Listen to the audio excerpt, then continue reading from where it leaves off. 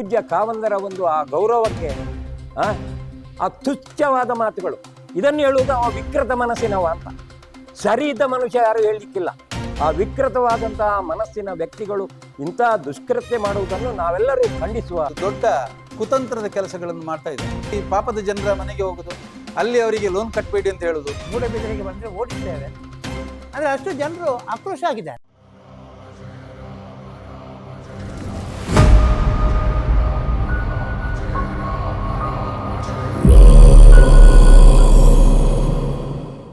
ಓಂ ಶ್ರೀ ಮಂಜುನಾಥಾಯ ನಮಃ.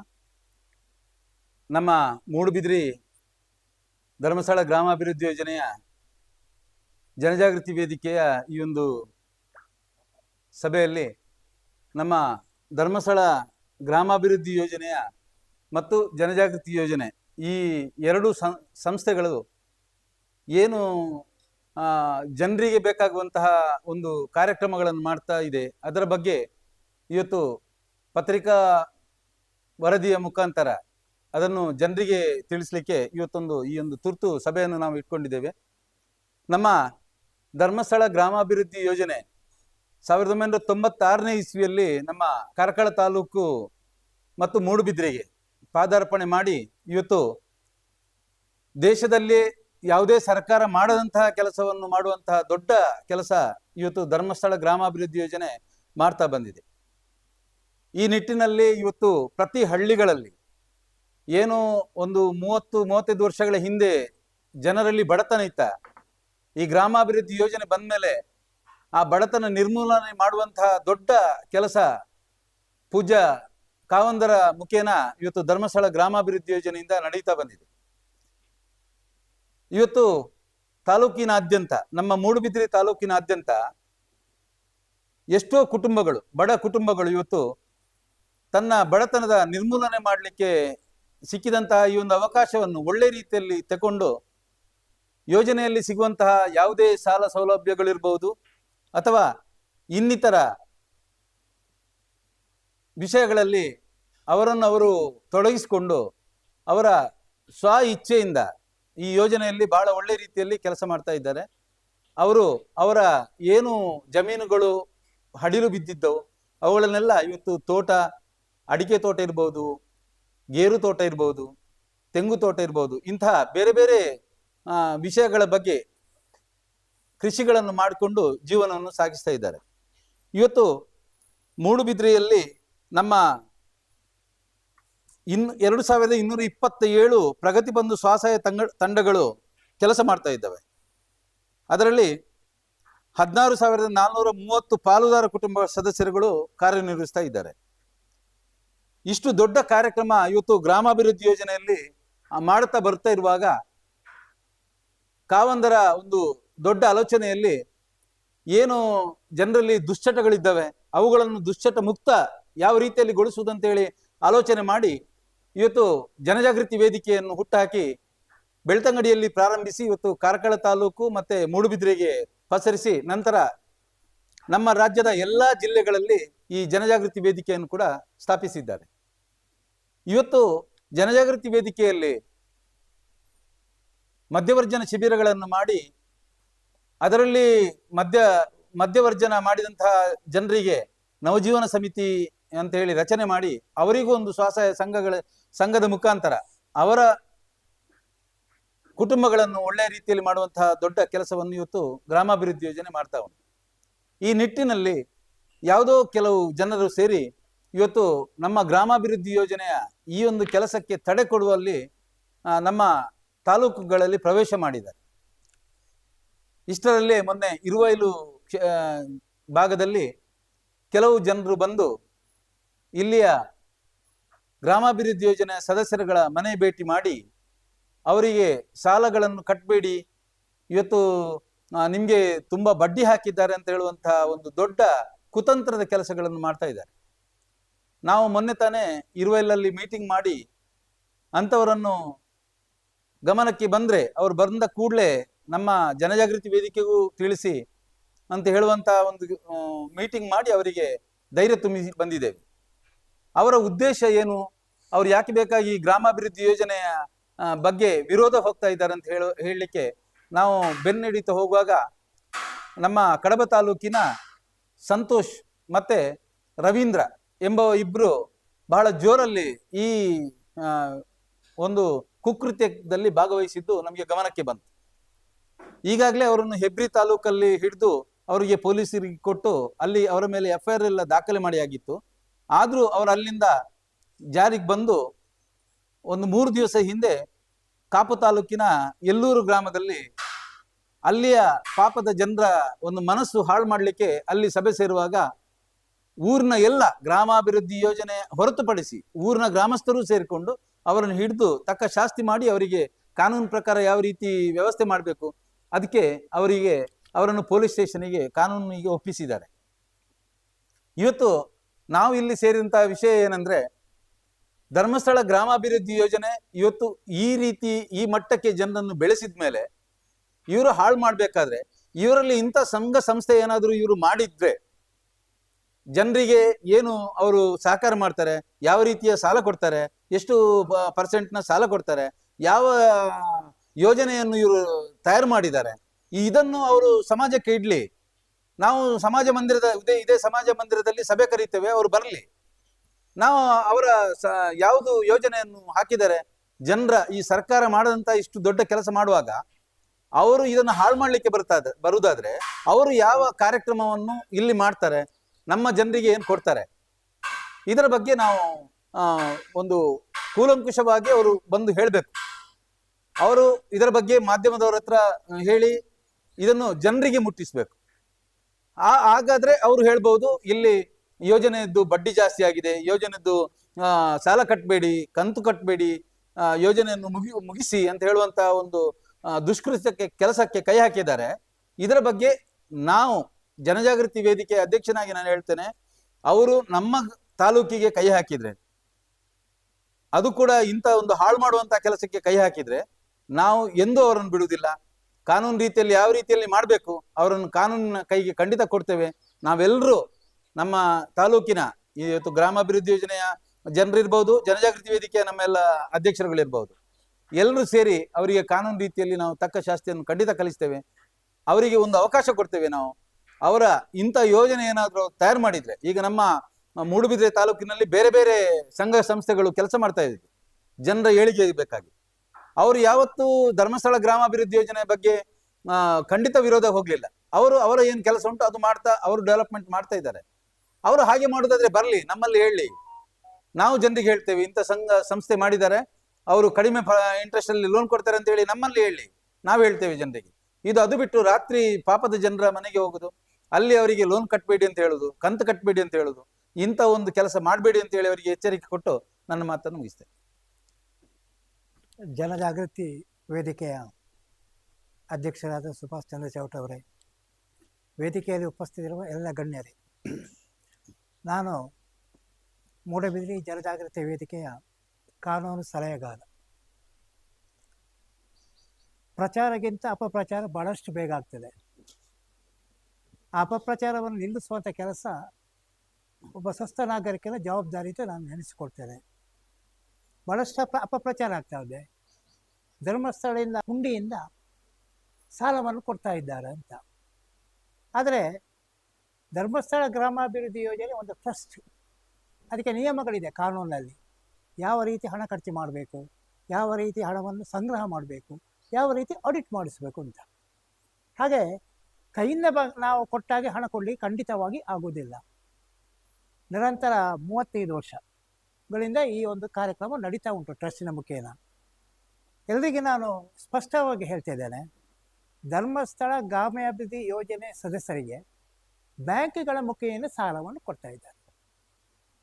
ಧರ್ಮಸ್ಥಳದ ದೇವರ ಹಣವನ್ನು ಖಂಡಿತವಾಗಿ ವಿವರಣೆ ಮಾಡುವುದಿಲ್ಲ. ಅವರ ದೊಡ್ಡ ಆಪಾದನೆ ಏನಂದರೆ, ಧರ್ಮಸ್ಥಳದ ಹುಂಡಿಯಿಂದ ಹಣ ಕೊಡ್ತಾ ಇದ್ದಾರೆ, ಅದಕ್ಕೆ ಬಡ್ಡಿ ಅಗತ್ಯ ಇಲ್ಲ ಕೊಡೋದು, ಅದನ್ನು ಹಿಂದೆ ಕೊಡಬೇಕಂತಿಲ್ಲ, ದೇವರ ಹಣ ಅಂತ. ನೀವು ಎಲ್ಲ ಕಡೆಯಲ್ಲಿ ಕೂಲಂಕುಷವಾಗಿ ತನಿಖೆ ಮಾಡಿ, ಧರ್ಮಸ್ಥಳದ ಹುಂಡಿಯಿಂದ 1 ರೂಪಾಯಿ ಸಹ ಇವತ್ತು ಅಲ್ಲಿಯ ಸದಸ್ಯರಿಗೆ, ಗ್ರಾಮಾಭಿವೃದ್ಧಿ ಸದಸ್ಯರಿಗೆ ಕೊಡಲಿಲ್ಲ. ಅದು ವಿಜಯ ಬ್ಯಾಂಕ್ ಇರ್ಬೋದು, ಸ್ಟೇಟ್ ಬ್ಯಾಂಕ್ ಆಫ್ ಇಂಡಿಯಾ ಇರ್ಬೋದು, ಅಥವಾ ಕೆನರಾ ಬ್ಯಾಂಕ್ ಇರ್ಬೋದು. ಅದರಿಂದ 13.5% ಬಡ್ಡಿಯಿಂದ ಡೈರೆಕ್ಟಾಗಿ ಬ್ಯಾಂಕಿನಿಂದ ಸದಸ್ಯರಿಗೆ ಹಣವನ್ನು ಕೊಡುವುದು. ಈಗ ನನ್ನಂತಹ ವ್ಯಕ್ತಿ ಒಬ್ಬ ಬ್ಯಾಂಕಿಗೆ ಹೋಗಿ ಸಾಲ ಕೇಳಿದರೆ ಖಂಡಿತವಾಗಿ ಅವ್ರು ಕೊಡುವುದಿಲ್ಲ. ನಿಮಗೆ 65 ವರ್ಷ ಆಯಿತು, ನಿಮಗೆ ಸಾಲ ಕೊಡಲಿಕ್ಕೆ ಆಗೋದಿಲ್ಲ, ನಿಮಗೆ ಸರ್ಟಿಫಿಕೇಟ್ ಇಲ್ಲ, ನಿಮಗೆ ಕೆಪಾಸಿಟಿ ಇಲ್ಲ ಕಟ್ಟೋದು ಅಂತ. ಆದರೆ ಈ ಧರ್ಮಸ್ಥಳ ಯೋಜನಾ ಟ್ರಸ್ಟ್ ಇದ್ದ ಕಾರಣ ಅವರ ಒಂದು ಗ್ಯಾರಂಟಿಯಿಂದ ಇವತ್ತು ಎಲ್ಲರಿಗೆ ಸಾಲ ಕೊಡ್ತಾ ಇದ್ದಾರೆ. ಇವತ್ತು 13.5%ಗೆ ಅದು ಸೀಮಿತ ಆಗಿದೆ. ಅದರಲ್ಲಿ ಸ್ವಲ್ಪ ಅಂಶ ಕಮಿಷನ್ ಆ ಟ್ರಸ್ಟಿಗೆ ಬರ್ತದೆ. ಆ ಟ್ರಸ್ಟಿನಿಂದ ಕಮಿಷನಿಂದ ಇವತ್ತು ಅಂಗವಿಕಲರಿಗೆ ಪೆನ್ಷನ್ ಇರ್ಬೋದು, ನಮ್ಮ ಕೃಷಿಕರಿಗೆ ಸವಲತ್ತುಗಳು ಇರ್ಬೋದು, ಅಥವಾ ವಿದ್ಯಾರ್ಥಿ ವೇತನ ಇರ್ಬೋದು, ಮಾಸಾಸನ ಇರ್ಬೋದು, ಅಥವಾ ಅಂಗವಿಕಲರಿಗೆ ಕೊಡುವ ಸಲಕರಣೆಗಳನ್ನು ಎಲ್ಲವನ್ನು ಕೊಡುವುದು ಆ ಬಂದ ಕಮಿಷನಿಂದ. ಇಷ್ಟು ಸಾಮಾಜಿಕ ಚಟುವಟಿಕೆಗಳು ಆಗ್ತಾ ಇದೆ. ಇವತ್ತು ವಿದ್ಯಾರ್ಥಿಗಳಿಗೆ ವೇತನ ಕೊಡ್ತಾರೆ, ವೃದ್ಧಾಪ್ಯ ವೇತನ ಇರ್ಬೋದು, ಈ ಮೆಡಿಕಲ್ ಇನ್ಶೂರೆನ್ಸ್ ಇರ್ಬೋದು, ಅಥವಾ ಇಂಥ ಜನಜಾಗೃತಿ ಯೋಜನೆ ಜಾಗೃತಿ ಯೋಜನೆ ಪ್ರಕಾರ ಇವತ್ತು ವಿಶೇಷವಾಗಿ ಅವರಿಗೆ ವಿಶೇಷವಾದ ಸಲಕರಣೆಗಳನ್ನು ಕೊಡ್ತಾ ಇದ್ದಾರೆ. ಈ ಒಂದು ಯೋಜನೆಯಲ್ಲಿ ಸುಮಾರು 45,000 ಜನ ಕೆಲಸ ಮಾಡ್ತಿದ್ದಾರೆ. ಒಟ್ಟು ಮೊತ್ತವನ್ನು ಇಷ್ಟುವರೆಗೆ 45,000 ಕೋಟಿ ರೂಪಾಯಿಯಷ್ಟು ಇವತ್ತು ಈ ಯೋಜನೆ ಮುಖಾಂತರ ಜನರಿಗೆ ಹಂಚಿದ್ದಾರೆ. ಅದು ಯೋಜನೆ ಮುಖಾಂತರ ಅಂದರೆ ಬ್ಯಾಂಕಿನಿಂದ ತೆಗೆದುಕೊಳ್ಳೋದು. ಈ ವ್ಯವಸ್ಥೆಗೆ ಯಾರು ಗ್ಯಾರಂಟಿ ಹೇಳಿದ್ದಾರೆ? ಪೂಜ್ಯ ಕಾಮಂದರು. ಈಗ ಬ್ಯಾಂಕಿಗೆ ಹೋದರೆ ಯಾವ್ದಾದ್ರು ಗ್ಯಾರಂಟಿ ಬೇಕಲ್ಲ. ಇವತ್ತು ಗ್ಯಾರಂಟಿ ಯಾರು ಕೊಟ್ಟಂದ್ರೆ ಕಾಮಂದರಿ. ಅವರ ಜವಾಬ್ದಾರಿ ಇದ್ದ ಕಾರಣ ಇಷ್ಟು ಈ 25,000 ಕೋಟಿ ರೂಪಾಯಿ ಇಳುವರಿ ಹಾಕಲಿಕ್ಕೆ ಸಾಧ್ಯ ಉಂಟು. ನೀವು ನನ್ನಂಥ ಯಾರು ಹೋದ್ರು ನೀವು ಬ್ಯಾಂಕಿನಲ್ಲಿ ಅಷ್ಟು ಸುಲಭವಾಗಿ ಸಾಲ ಕೊಂಡೋಗ್ತೀರ. ಸಾಲವನ್ನು ಕ್ಲಪ್ತ ಸಮಯದಲ್ಲಿ ಕಟ್ಟಿಸೋದು, ಸಾಲವನ್ನು ಒದಗಿಸೋದು, ಇದೆಲ್ಲ ಯಾರ ಜವಾಬ್ದಾರಿ ಅಂದರೆ ಈ ಧರ್ಮಸ್ಥಳ ಯೋಜನಾ ಟ್ರಸ್ಟಿನ ಜವಾಬ್ದಾರಿ. ಅವರು ಇಲ್ಲದಿದ್ದರೆ ಇದು ಯಾವ ಸಾಲವನ್ನು ವಸೂಲಾತಿ ಆಗುವುದಿಲ್ಲ, ಸಾಲವನ್ನು ಸರಿಯಾಗಿ ಇಳುವರಿ ಆಗುವುದಿಲ್ಲ. ಆದ ಕಾರಣ ಇದರ ನಿರ್ವಹಣೆಯನ್ನು ಮಾಡುವ ಕೆಲಸ ಮಾತ್ರ ಅವರಿಗೆ ಅಲ್ಲದೆ ಸದಸ್ಯರಿಗೆ ಮತ್ತು ಧರ್ಮಸ್ಥಳಕ್ಕೆ ಯಾವುದೇ ಸಂಬಂಧ ಇಲ್ಲ. ಬ್ಯಾಂಕ್ ಮತ್ತು ಸದಸ್ಯರಿಗೆ ಇರುವ ಸಂಬಂಧ. ಅದರ ಪರ್ಸೆಂಟೇಜನ್ನು ಉಳಿದ ಸ್ವಲ್ಪ ಕಮಿಷನ್ ಕೊಡ್ತಾರಲ್ಲ, ಅದರಿಂದ ಮಾತ್ರ ಈ ಎಲ್ಲ ಸಾಮಾಜಿಕ ಚಟುವಟಿಕೆಯನ್ನು ಮಾಡಲಿಕ್ಕೆ ಆಗ್ತಾ ಇರೋದು. ನಿಮಗೆ ಉತ್ತರ ಪ್ರದೇಶದ ಉದಾಹರಣೆ ಹೇಳ್ತಾರೆ. ಉತ್ತರ ಪ್ರದೇಶದಲ್ಲಿ ಸರ್ಕಾರಿ ಸಾಲ ಇರುವುದು 7,000 ಕೋಟಿ ರೂಪಾಯಿ. ಅಲ್ಲಿ ಮೈಕ್ರೋ ಫೈನಾನ್ಸ್ ಹೇಳ್ತಾರೆ. ಇಲ್ಲಿ ಸಹ 25,000 ಕೋಟಿ ಕರ್ನಾಟಕದಲ್ಲಿ ಮೈಕ್ರೋ ಫೈನಾನ್ಸ್ ಮುಖಾಂತರ ಸಾಲ ತೆಗೊಳ್ತಾರೆ. ಮೈಕ್ರೋ ಫೈನಾನ್ಸ್ ಈ ಬಡ್ಡಿ ಕೊಡುವ ಜನಗಳು. ಅದರ ಬಡ್ಡಿ ದರ ಎಷ್ಟಂದರೆ 20ರಿಂದ 25%. ಇವತ್ತು ಉತ್ತರ ಪ್ರದೇಶದಲ್ಲಿ 45,000 ಕೋಟಿ ಮೈಕ್ರೋ ಫೈನಾನ್ಸ್, 7,000 ಕೋಟಿ ಸರ್ಕಾರದ ಸಾಲ. ಈ ಒಂದು ವೇಳೆ ಉತ್ತರ ಪ್ರದೇಶದಲ್ಲಿ ಇಂತಹ ಯೋಜನೆಯನ್ನು ನಾವು ಅಲ್ಲಿ ಹಮ್ಮಿಕೊಂಡ್ರೆ ಬಹುಶಃ ನನಗೆ ಕಾಣ್ತಾ ಇದೆ ಅಲ್ಲಿ ಎಲ್ಲ ಜನರು ಬಡತನದಿಂದ ಮುಕ್ತಾಗಲಿಕ್ಕೆ ಸಾಧ್ಯ ಉಂಟು. ಎಲ್ಲರೂ ಅವರು ಕೃಷಿಕರಾಗಿರ್ಬೋದು, ಅವರ ಸ್ವಂತ ಕಾಲಿನ ನಿಲ್ಲಕ್ಕೆ ಸಾಧ್ಯ ಉಂಟು. ಈ ಯೋಜನೆ ಕರ್ನಾಟಕದಲ್ಲಿ ಮಾತ್ರ ಇದ್ದ ಕಾರಣ ಇವತ್ತು ಹೆಚ್ಚಿನ ಜನರಿಗೆ ಅದರಲ್ಲಿ ನೋವು. ಈಗ ನಾನೀಗ ಬಡ್ಡಿಗೆ ಸಾಲ ಕೊಡೋದಾದ್ರೆ ನನಗೆ ನೋವು. ಆ ಯೋಜನೆಯಲ್ಲಿ ಕಡಿಮೆ ಬಡ್ಡಿಯಲ್ಲಿ ಸಿಗ್ತಾ ಇದೆ, ನನಗೆ ಲಾಭ ಆಗುವುದಿಲ್ಲ, ನನಗೆ ನಷ್ಟ ಆಗ್ತಾ ಉಂಟು ಅಂತ. ಈ ಒಂದು ನಿಟ್ಟಿನಿಂದ ಪ್ರಚಾರಕ್ಕಿಂತ ಅಪಪ್ರಚಾರ ಹೆಚ್ಚಾ ಉಂಟು. ಇದನ್ನು ಎಷ್ಟೇ ಜನರಿಗೆ ನೋಡ್ಲಿಕ್ಕೆ ಆಗುವುದಿಲ್ಲ. ಇಷ್ಟೆಲ್ಲ ಕಾರ್ಯಕ್ರಮ ಮಾಡ್ತಾರೆ ಧರ್ಮಸ್ಥಳ ಯೋಜನೆಯಲ್ಲಿ. ನಾವೆಲ್ಲ ಇದರಲ್ಲಿ ಸೇರಿಕೊಂಡಿದ್ದೇವೆಲ್ಲ, ನಮ್ಮನ್ನು ಸಹ ನೋಡ್ಲಿಕ್ಕೆ ಆಗುದಿಲ್ಲ. ನಾವು ಇದರಲ್ಲಿ ಇನ್ವಾಲ್ವ್ಮೆಂಟ್ ಆಗಿದ್ದೇವೆ, ನಾವು ಇಂಥ ಕೆಲಸ ಮಾಡ್ತಾ ಇದ್ದೇವೆ, ಇದರಲ್ಲಿ ಜನರಿಗೆ ಬೆನಿಫಿಟ್ ಆಗ್ತಾ ಇದೆ. ಈ ಒಂದು ಎಷ್ಟು ಜನರು ಇವತ್ತು ಸ್ವಂತ ಮನೆ ಕಟ್ಟಿದ್ದಾರೆ, ಎಷ್ಟು ಕೃಷಿಕರ ಮೇಲೆ ಬಂದಿದ್ದಾರೆ, ಎಷ್ಟು ತೆಂಗಿನಕಾಯಿ ಇಟ್ಟಿದ್ದಾರೆ, ಎಷ್ಟು ಅಡಿಕೆ ಇಟ್ಟಿದ್ದಾರೆ. ಇವರು ಹೇಳಿದ್ರು ಸಂತೋಷ್ ಶೆಟ್ಟಿಯ ಫೋಟೋಗ್ರಾಫಿಂಗ್ ಸ್ಟುಡಿಯೋ ಮಾಡಿದೆ ಅಂತ. ಎಲ್ಲಿಂದ ಸಾಲ ತೆಗೆದುಕೊಂಡು ಅಂತ ಹೇಳಿದ್ರೆ ಯೋಜನೆಯಿಂದ ತಗೊಂಡದ್ದು. ಅವು ಅಷ್ಟೇ ಎತ್ತರಕ್ಕೆ ಬೆಳೀಲಿಕ್ಕೆ ಸಾಧ್ಯ ಆಯಿತು. ಬಹುಶಃ ಇದನ್ನು ಬ್ಯಾಂಕಿನಲ್ಲಿ ಆದರೆ ಅಷ್ಟು ಸುಲಭದಲ್ಲಿ ಕೊಡುವುದಿಲ್ಲ. ಬ್ಯಾಂಕಿನಲ್ಲಿ ಆದರೆ 3 ತಿಂಗಳಲ್ಲಿ ಕಟ್ಟಲಿಲ್ಲ, NPA ಆಗ್ತದೆ.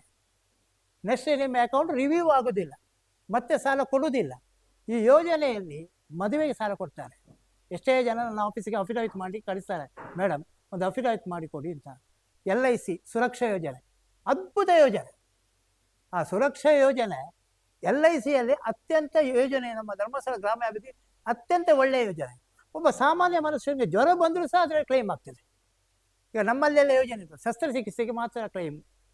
ಇದು ಪ್ರೈಮ್ ಮಿನಿಸ್ಟರ್ ರಿಲೀಫ್ ಫಂಡ್ ಅಂತ ಉಂಟು, ಚೀಫ್ ಮಿನಿಸ್ಟರ್ ರಿಲೀಫ್ ಫಂಡ್ ಉಂಟು. ಅದು 3 ಆಸ್ಪತ್ರೆಗೆ ಮಾತ್ರ ಸೀಮಿತ ಕರ್ನಾಟಕದಲ್ಲಿ. ಈಗ ದಕ್ಷಿಣ ಕನ್ನಡದಲ್ಲಿ 3 ಆಸ್ಪತ್ರೆಯಲ್ಲಿ ಮಾತ್ರ ಟ್ರೀಟ್ಮೆಂಟ್ ಕೊಟ್ಟರೆ ನಿಮಗೆ ಕ್ಲೈಮ್ ಆಗ್ತದೆ, ಬೇರೆ ಎಲ್ಲಿ ಕೊಟ್ಟರು ಕ್ಲೈಮ್ ಆಗುದಿಲ್ಲ. ಅದು ಸಹ ಶಸ್ತ್ರಚಿಕಿತ್ಸೆ ಆಗಲೇಬೇಕಲ್ಲಿ. ಇದು ಒಬ್ಬ ಜ್ವರ ಬಂದರೆ ಶೀತ ಆದರೂ ಒಂದು ಸುರಕ್ಷದಲ್ಲಿ ನಿಮಗೆ ಕ್ಲೈಮ್ ಮಾಡಬೇಕಾದ್ರೆ ಇದಕ್ಕಿಂತ ದೊಡ್ಡ ಯೋಜನೆ ಯಾವುದುಂಟು? ಈ ಯೋಜನೆ ಬೇರೆ ಯಾರಾದರೂ ಮಾಡಿದ್ದಾರೆ ಕರ್ನಾಟಕದಲ್ಲಿ? ತೋರಿಸಿ. ಯಾವುದಾದ್ರೂ ಇಂಥ ಯೋಜನೆ ಯಾವುದೇ ಆದ ಮಠಾಧಿಪತಿಗಳಿರ್ಬೋದು, ಅಥವಾ ರಿಲಯನ್ಸ್ ಕಂಪನಿ ಇರ್ಬೋದು, ಅಥವಾ ಟಾಟಾ ಕಂಪನಿ ಇರ್ಬೋದು, ಇಂತಹ ಯೋಜನೆಯನ್ನು ಇಷ್ಟರವರೆಗೆ ಅನುಷ್ಠಾನ ತಂದಿದ್ದಾರೆ. ಒಬ್ಬ ಸಾಮಾನ್ಯ ಮನುಷ್ಯನಿಗೆ ಒಂದು ಉಪಕಾರ ಆಗಬೇಕು ನಿಟ್ಟಿನಿಂದ ಕಾಮಂದರ ಒಂದು ಯೋಜನೆಯನ್ನು ಜನರಿಗೆ ತಡೆದುಕೊಳ್ಳಿಕ್ಕೆ ಆಗೋದಿಲ್ಲ ಅಂತ ಹೇಳಿದ್ರೆ ಏನು? ಟೋಟಲ್ ಆಗಿ ಏನಂದ್ರೆ ಅವರ ಮೇಲೆ ಒಂದು ಗೂಬೆ ತೋರಿಸುವಂತ ಕೆಲಸ. ಬಹುಶಃ 100% 100% ಅವರು ಫೇಲಿಯರ್ ಆಗಿದ್ದಾರೆ. ಗೂಬೆ ತೋರಿಸೋದು ದಿವಸ ಕಡಿಮೆ ಆಗ್ತಾ ಉಂಟು. ಇಲ್ಲಿ ಅವರಿಗೆ ತಿಳಿತಾ ಉಂಟು, ಜನರಿಗೆ ತಿಳಿತಾ ಉಂಟು. ಸುಭಾಷ್ ಚಂದ್ರ ಚೌಟ ಹೇಳಿದ ಹಾಗೆ ಮೂಡಬಿದಿರೆಗೆ ಬಂದರೆ ಓಡಿಸ್ತೇವೆ ಅಂತ. ಅಂದರೆ ಅಷ್ಟು ಜನರು ಆಕ್ರೋಶ ಆಗಿದ್ದಾರೆ ಇವರ ಸುಳ್ಳು ಅಪಪ್ರಚಾರಕ್ಕೆ, ಬೇರೆ ಬೇರೆ ಟಿವಿಯಲ್ಲಿ ಕೊಡುವುದು, ಯೂಟ್ಯೂಬ್ನಲ್ಲಿ ಕೊಡುವುದಕ್ಕೆ ಎಲ್ಲ ಅವರು ಎಲ್ರಿಗೂ ಅದು ಬೇಸತ್ತು ಹೋಗಿದ್ದಾರೆ. ಇದನ್ನು ನಾವು ಇಂತಹ ಒಂದು ಯೋಜನೆಯನ್ನು ಒಳ್ಳೆಯ ರೀತಿಯಲ್ಲಿ ಕೆಲಸ ಮಾಡುವಂಥ ನಮ್ಮ ಧರ್ಮಸ್ಥಳದ ಗ್ರಾಮಾಭಿವೃದ್ಧಿ ಯೋಜನೆಗೆ ನಾವು ಸಂಪೂರ್ಣವಾಗಿ ಬೆಂಬಲ ಕೊಡಬೇಕು. ನಾವು ಅವರ ಜೊತೆ ಯಾವಾಗಲೂ ಇದ್ದೇವೆ. ಅಪಪ್ರಚಾರ ಇದಕ್ಕೆ ಬಂದರೆ ನಾವು ಸಹ ಅಪಪ್ರಚಾರ ಮಾಡಲಿಕ್ಕೆ ತಯಾರಿದ್ದೇವೆ ಅಂತ ಹೇಳಿ ನನ್ನ ಮಾತುಗಳು ಮುಗಿಸ್ತೇನೆ. ವೇದಿಕೆಯ ಮೇಲಿರುವ ಎಲ್ಲ ಗೌರವಾನ್ವಿತರೇ, ಮುಂಭಾಗದಲ್ಲಿರುವಂಥ ಎಲ್ಲ ಬಂಧುಗಳೇ, ಶ್ರೀ ಕ್ಷೇತ್ರ ಧರ್ಮಸ್ಥಳದ ಗ್ರಾಮಾಭಿವೃದ್ಧಿ ಯೋಜನೆ ಯಾವಾಗ ಪ್ರಾರಂಭ ಆಯಿತು ಅಂದಿನಿಂದಲೂ ನಾವು ಇದರ ಬಗ್ಗೆ ಕೂಲಂಕುಷವಾಗಿ ತಿಳ್ಕೊಳ್ತಾ ಇದ್ದೇವೆ. ನಾನೇನು ಈ ಯೋಜನೆಯ ಫಲಾನುಭವಿ ಅಲ್ಲ, ಆದರೆ ಒಬ್ಬ ಸಾಮಾಜಿಕ ಒಬ್ಬ ವ್ಯಕ್ತಿಯಾಗಿ ಇದರ ಬಗ್ಗೆ ಆಳವಾದ ಜ್ಞಾನವನ್ನು ನಾವು ಹೊಂದಿದ್ದೇವೆ.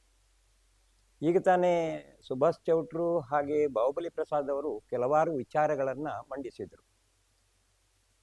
ಇದರಲ್ಲಿ ಈಗ ಈ ಎಲ್ಲ ಯೋಜನೆಗೆ ವಿರುದ್ಧವಾಗಿ ಹೋಗುವಂಥ ಕೆಲವು ವ್ಯಕ್ತಿಗಳಲ್ಲಿ ಯಾವ ಥರದ ಮನಸ್ಸು ಇದೆ, ಒಂದು ವಿಕೃತವಾದಂಥ ಮನಸ್ಸನ್ನು ಹೊಂದಿದಂಥ ವ್ಯಕ್ತಿಗಳು ಇಂತಹ ಕೆಲಸವನ್ನು ಮಾಡ್ತಾ ಇದ್ದಾರೆ.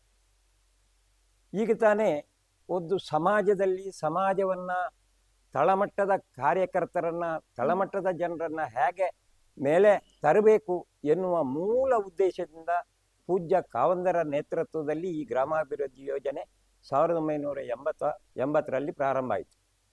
ಅಂದಿನಿಂದ ಇಂದಿನವರೆಗೆ ಲಕ್ಷಾನುಗಟ್ಟಲೆ ಜನರು ಇದರ ಪ್ರಯೋಜನವನ್ನು ಪಡೆದಿದ್ದಾರೆ. ನಮ್ಮ ಎದುರಿನಲ್ಲಿಯೇ, ನಮ್ಮ ಊರಿನಲ್ಲಿಯೇ ಕೆಲವಾರು ಜನ ಅಡಿಕೆ ತೋಟಗಳನ್ನು ಯೋಜನೆಯಿಂದ ಮಾಡಿದ್ದಾರೆ. ಎಷ್ಟೋ ಜನ ಮನೆ ಕಟ್ಟಿದ್ದಾರೆ. ಈ ಯೋಜನೆಯ ಗ್ರೂಪ್ನಿಂದ ಸಾಲ ತೆಗೆದು ಯಾವುದೇ ಇದಕ್ಕೆ ಆಧಾರ ಇಲ್ಲದೆ ಇವತ್ತು ಗ್ರೂಪ್ ಅವರಿಗೆ ಸಾಲ ಕೊಡ್ತಾ ಉಂಟು, ಬ್ಯಾಂಕ್ ಅವರಿಗೆ ಸಾಲ ಕೊಡ್ತಾ ಉಂಟು.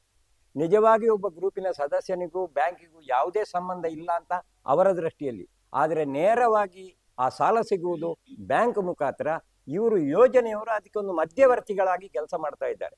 ನಿಜವಾಗಿ ಒಬ್ಬ ತಳಮಟ್ಟದವ ಹೇಗಿದ್ದಾನೆ ಎನ್ನುವುದನ್ನು ಬ್ಯಾಂಕ್ ಕಾಣೋದಿಲ್ಲ, ನಮ್ಮ ಯೋಜನೆಯ ಸದಸ್ಯರು ಅದನ್ನು ಕಂಡಿದ್ದಾರೆ. ಅದನ್ನು ಕಂಡ ಅಂಥವರಿಗೆ ಮಾತ್ರ ಸಾಲವನ್ನು ಕೊಡಿಸಿದ್ದಾರೆ. ಈಗೆಲ್ಲ ಬ್ಯಾಂಕಿನಿಂದ ಕೆಲವರು ಸಾಲ ತೆಗೆದು ಏನೇನೋ ಮಾಡ್ತಾರೆ. ಆದರೆ ಧರ್ಮಸ್ಥಳ ಯೋಜನೆಯ ಮುಖಾಂತರ ಸಿಕ್ಕಿದಂತಹ ಸಾಲ ಉಪಯೋಗವಾಗಿದೆ. ಅದರಿಂದ ಎಷ್ಟೋ ಪಾಪದವರು ಒಳ್ಳೆಯ ಸ್ಥಿತಿಗೆ ಬಂದಿದ್ದಾರೆ. ಮನೆ ಕಟ್ಟಿದ್ದಾರೆ, ಟಾಯ್ಲೆಟ್ ಮಾಡಿದ್ದಾರೆ, ಅಗಳ ಹಾಕಿದ್ದಾರೆ, ತೋಟ ಇಟ್ಟಿದ್ದಾರೆ, ಬಾವಿ ತೋಡಿದ್ದಾರೆ. ಇಂಥ ಕೆಲಸಗಳು ಇವತ್ತೊಂದು ಹಳ್ಳಿಯ ಪ್ರದೇಶಗಳಲ್ಲಿ ಆಗುವುದಿದ್ರೆ ಅದು ಇಂತಹ ಯೋಜನೆಯಿಂದ ಮಾತ್ರ ಸಾಧ್ಯ. ಇಂಥ ಒಳ್ಳೆಯ ಕೆಲಸ ಮಾಡುವಂಥ ಒಂದು ಸಂಸ್ಥೆಯನ್ನ ಒಬ್ಬ ವ್ಯಕ್ತಿ, ಕೆಲವೇ ವ್ಯಕ್ತಿಗಳು ದೂರಬೇಕಾದ್ರೆ ಇದಕ್ಕೆ ಏನಂತ ಅನ್ನಬೇಕು ನಾವು? ಇದಕ್ಕೆ ಹೇಳುವುದು ಇವರು ಒಂದು ಕ್ಷುದ್ರ ಮನಸ್ಸಿನ ವ್ಯಕ್ತಿಗಳು, ವಿಕೃತ ಮನಸ್ಸಿನ ವ್ಯಕ್ತಿಗಳು. ಯಾಕೆ ಹೀಗೆ ಮಾಡ್ತಾರಂತ ಗೊತ್ತಾಗೋದಿಲ್ಲ. ನಾನು ನಿನ್ನೆ ತಾನೇ ಒಂದು ಪತ್ರಿಕೆಯಲ್ಲಿ ಓದಿದೆ, ಇದೇ ಕಾಪಿನಲ್ಲಿ ನಡೆದಂತಹ ಘಟನೆ. ಯಾಕೆ ಹೀಗೆ ಮಾಡ್ತಾರೆ? ಇದರಿಂದ ಏನು ಪ್ರಯೋಜನ? ನಿಜವಾಗಿ ಇಂಥ ಯೋಜನೆಗಳು ಯಾವ ಸಂಘ ಸಂಸ್ಥೆಯಿಂದಲೂ ನಡೆಯುವುದಿಲ್ಲ. ಇವತ್ತೀಗ ನಮ್ಮ ಮೂಡುಬಿದಿರೆ ಆಸುಪಾಸಿನಲ್ಲಿ ತುಂಬಾ, ಈಗ ಮೂಡುಬಿದಿರೆಯಲ್ಲಿ ಲಯನ್ಸ್ ಇರ್ಬೋದು, ರೋಟರಿ, ಒಳ್ಳೆಯ ಕೆಲಸಗಳನ್ನು ಮಾಡ್ತಾರೆ. ಇಂಥ ಯೋಜನೆಗೆ ಪೂರ್ಣವಾದ ಸಹಕಾರವನ್ನು ನೀಡ್ತಾರೆ. ಧರ್ಮಸ್ಥಳ ಗ್ರಾಮಾಭಿವೃದ್ಧಿ ಯೋಜನೆಯಲ್ಲಿ ಕೆರೆ ಪುನಶ್ಚೇತನ ಅಂತ ಒಂದು ನಮ್ಮ ಮೂಡುಬಿದಿರೆಯಲ್ಲಿ ಆಗಿದೆ 2-3. ಅದರಲ್ಲಿ ನಮ್ಮ ರೋಟರಿ ಸಂಸ್ಥೆಗಳನ್ನು ಸೇರಿ ಆ ಕೆರೆಗಳನ್ನು ಅಭಿವೃದ್ಧಿಪಡಿಸಿದ್ದಾರೆ. ಒಂದು ಊರಿನಲ್ಲಿ ಒಂದು ಕೆರೆ ಅಭಿವೃದ್ಧಿ ಆದರೆ ಇಡೀ ಊರಿಗೆ ನೀರು ಸಿಗುವಂತಹ ಒಂದು ವ್ಯವಸ್ಥೆ. ಇದು ಎಂಥ ಒಂದು ಆಲೋಚನೆಯಿಂದ ಮಾಡಿದಂತಹ ಕೆಲಸಗಳು. ಇಂಥ ಕೆಲಸಗಳನ್ನೆಲ್ಲ ಮಾಡುವಾಗ ಅದಕ್ಕೆ ಒಂದು ವಿರೋಧವನ್ನು ಮಾಡುವುದು, ಅದನ್ನ ಖಂಡಿಸುವುದು, ಅದಕ್ಕೆ ದುಷ್ಪ್ರೇರಣೆಯನ್ನ ಜನರಿಗೆ ಕೊಡುವುದು, ಅದು ಕೂಡ ಯಾರನ್ನು? ಪಾಪದವರನ್ನ. ಒಳ್ಳೆಯ ಶಿಕ್ಷಣವನ್ನ ಇದ್ದವನಿಗೆ ಕೊಡುವುದಿಲ್ಲ ಅವರು.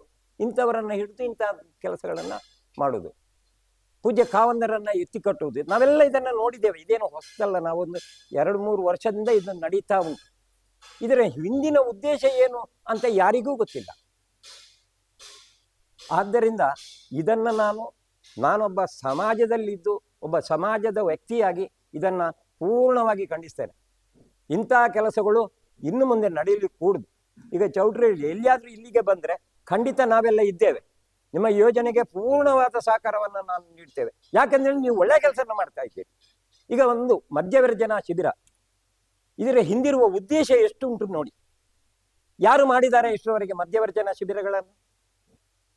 ನಮ್ಮ ಮೂಡುಬಿದಿರೆಯಲ್ಲಿ ಎಷ್ಟು ಮದ್ಯವರ್ಜನಾ ಶಿಬಿರಗಳಾಯ್ತು, ಎಷ್ಟು ಜನ ಅದರಿಂದ ಉದ್ಧಾರ ಆಗಿದ್ದಾರೆ. ಆ ಮದ್ಯವನ್ನ ಬಿಟ್ಟು ಎಷ್ಟೋ ಜನ ಉದ್ಧಾರ ಆಗಿದ್ದಾರೆ.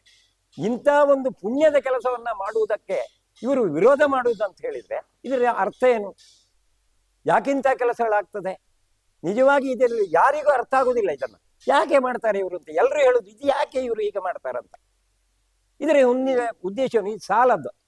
ಅವರು ನಮ್ಮ ಬಾಹುಬಲಿ ಪ್ರಸಾದ್ ಅವರು ಹೇಳಿದ್ರು 13.5% ಇವತ್ತು ಬ್ಯಾಂಕಿನಿಂದ ಕೊಡುವಂತ 13.5% ಎಲ್ಲ ಬ್ಯಾಂಕಿನಲ್ಲಿ ಇದೆ. ಅದು ಎಲ್ಲ ಬ್ಯಾಂಕ್ಗಳು ಕೊಡ್ತವೆ.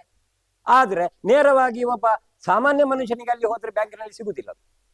ಈಗ ಅವರು ಬ್ಯಾಂಕಿನ ಅಧ್ಯಕ್ಷನಾಗಿ ಅವರೇ ಹೇಳಿದ್ರು, ಯಾವುದೇ ಒಂದು ದಾಖಲೆ ಇಲ್ಲದೆ, ದಾಖಲೆ ಕೊಡದೆ ಬರೇ ಯೋಜನೆಯವರು ಹೇಳಿದ್ರು ಅಂತೇಳಿ ಬ್ಯಾಂಕ್ ಅವರಿಗೆ ಕೊಡುದು. ಅಂದ್ರೆ ಯೋಜನೆಯ ಮೇಲೆ ಇಂಥ ನ್ಯಾಷನಲೈಸ್ ಬ್ಯಾಂಕ್ಗಳು ಒಂದು ಧೈರ್ಯವನ್ನ, ಒಂದು ಭರವಸೆಯನ್ನು ಇಟ್ಟಿದ್ದಾರೆ. ಆದ್ರೆ ಸಾಮಾನ್ಯ ಜನರು ಮಾತ್ರ ಅದನ್ನು ಖಂಡಿಸ್ತಾರೆ. ಇದರಲ್ಲಿ ಏನು ಪ್ರಯೋಜನ? ಬಂಧುಗಳೇ, ಈ ಯೋಜನೆಯ ಮುಖೇನ ಆಗುವಂತ ಒಳ್ಳೆಯ ಕೆಲಸಗಳಿಗೆ ನಾವು ಎಲ್ಲರೂ ಇದಕ್ಕೆ ಸಹಕರಿಸೋಣ. ಇಂತಹ ದುಷ್ಕೃತ್ಯ ಮಾಡುವವರು ಯಾರಾದರೂ ಇದ್ರೆ ಹೇಳಿ, ನಾವು ಕೂಡ ಬರ್ತೇವೆ. ಅಂದ್ರೆ ಅವರಿಗೆ ಹೊಡಿಲಿಕ್ಕೆ ಬಡಿಲಿಕ್ಕೆ ಅಲ್ಲ, ಒಳ್ಳೆಯ ಉದ್ದೇಶವನ್ನ ಒಳ್ಳೆಯ ರೀತಿಯಲ್ಲಿ ಅವರಿಗೆ ತಿಳಿಸಲಿಕ್ಕೆ ನಾವು ಕೂಡ ಬರ್ತೇವೆ. ಆದ್ರಿಂದ ನಾವು ಈ ಯೋಜನೆಯನ್ನ ನಾವೆಲ್ಲರೂ ಸೇರಿ ಬೆಂಬಲಿಸೋಣ, ಇದಕ್ಕೆ ನಾವು ಸಹಕರಿಸೋಣ. ಮತ್ತೆ ಆಗುವಂತ ಚಟುವಟಿಕೆಗಳು ಯೋಜನೆಯ ಮುಖಾಂತರ, ಧರ್ಮಸ್ಥಳ ಗ್ರಾಮಾಭಿವೃದ್ಧಿ ಯೋಜನೆಯ ಮೂಲಕ ಆಗುವಂತಹ ಚಟುವಟಿಕೆಗಳನ್ನ ತಾವೆಲ್ಲರೂ ತಿಳಿದಿದ್ದೀರಿ. ಅದನ್ನ ಈಗ ನಮ್ಮ ಗಿಡ ನೆಡುವಂತ ಲಕ್ಷಗಟ್ಟಲೆ ಗಿಡವನ್ನ ನೆಟ್ಟಿದ್ದಾರೆ. ಲಕ್ಷಗಟ್ಟಲೆ ನಮ್ಮ ಜಿಲ್ಲೆಯಲ್ಲಿ ಲಕ್ಷಗಟ್ಟಲೆ ಗಿಡಗಳನ್ನು ನೆಟ್ಟಿದ್ದಾರೆ. ಎಷ್ಟೋ ಕೆರೆಗಳನ್ನು ಅಭಿವೃದ್ಧಿ ಮಾಡಿದ್ದಾರೆ. ಎಷ್ಟೋ ಜನರನ್ನ ತಳಮಟ್ಟದಲ್ಲಿದ್ದಂತ, ಈಗ ಮೊನ್ನೆ ಒಬ್ರು ನಮ್ಮ ಇದರಲ್ಲಿ ಹೇಳಿದ್ರು, ನಾನು ಏನು ಧರ್ಮಸ್ಥಳ ಯೋಜನೆ ಸೇರಿ ಏನಾಗಿದ್ದೇನೆ ಈಗ ಅಂತ. ಅವರನ್ನು ಜನರು ಯಾರ ಹತ್ತಿರ ಸೇರಿಸಿರ್ತಿರ್ಲಿಲ್ಲ. ಈ ಯೋಜನೆಗೆ ಸೇರಿದ ಮೇಲೆ ಈಗ ಎಲ್ಲರೂ ಅವರನ್ನು ಕುರ್ಚಿ ಕೊಟ್ಟು ಕೂತ್ಕೊಳಿಸ್ತಾರೆ. ಅಂತ ಸ್ಥಿತಿಗೆ ಆ ಸಾಮಾನ್ಯ ಮನುಷ್ಯ ಕೂಡ ಅಂತ ಸ್ಥಿತಿಗೆ ಬಂದಿದ್ದಾನೆ.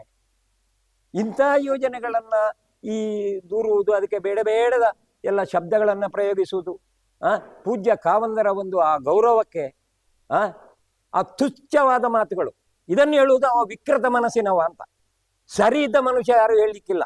ಆ ವಿಕೃತವಾದಂತಹ ಮನಸ್ಸಿನ ವ್ಯಕ್ತಿಗಳು ಇಂತಹ ದುಷ್ಕೃತ್ಯ ಮಾಡುವುದನ್ನು ನಾವೆಲ್ಲರೂ ಖಂಡಿಸುವ, ಈ ಯೋಜನೆಯನ್ನು ಬೆಂಬಲಿಸುವ.